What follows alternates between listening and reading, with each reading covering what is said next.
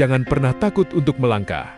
Karena setiap langkah yang kita ambil, sekecil apapun, adalah bukti bahwa kita tidak diam di tempat. Dalam hidup termasuk di dunia, pangkas rambut. Yang kita jalani takut itu pasti ada. Takut sepi pelanggan. Takut hasil potongan tidak memuaskan. Takut dibandingkan. Bahkan takut gagal. Tapi satu hal yang harus selalu kita ingat, gagal itu bukan akhir. Gagal itu hanya proses setting ulang menuju versi terbaik diri kita. Dulu, waktu pertama kali saya pegang gunting, tangan ini kaku. Garis fade belum rapi, blending masih terlihat kasar. Setiap ada pelanggan baru duduk di kursi, jujur ada rasa deg-degan. Dalam hati bertanya, bisa nggak ya bikin dia puas? Tapi kalau saat itu saya berhenti karena takut, mungkin hari ini saya tidak akan sampai di titik sekarang.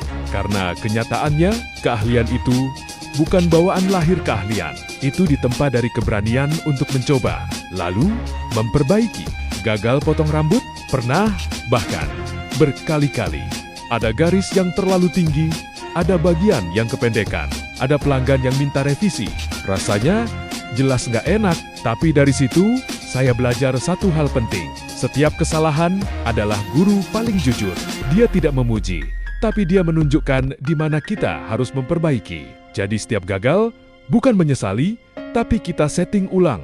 Evaluasi teknik, perbaiki kontrol tangan, atur, ulang, fokus. Dan besoknya, coba lagi dengan versi diri yang sedikit lebih baik. Dalam perjalanan ini, saya juga sadar bahwa keberhasilan bukan datang dari sekali potong langsung sempurna, tapi dari ratusan, bahkan ribuan potongan yang kita kerjakan dengan niat belajar.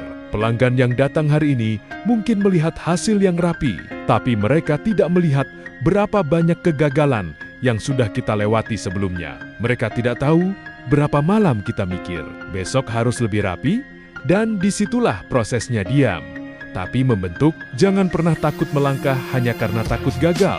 Karena orang yang berhasil itu bukan orang yang tidak pernah gagal, tapi orang yang berani mencoba lagi setelah gagal. Di kursi pangkas, di tempat kita berdiri setiap hari, kita bukan cuma memotong rambut, kita sedang membangun nama, membangun kepercayaan, dan membangun versi diri yang lebih kuat dari kemarin.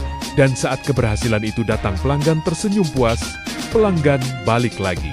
Bahkan merekomendasikan ke orang lain, itulah momen yang harus kita rayakan. Bukan dengan sombong, tapi dengan syukur. Karena kita tahu, di balik satu keberhasilan itu, ada perjalanan panjang yang tidak mudah.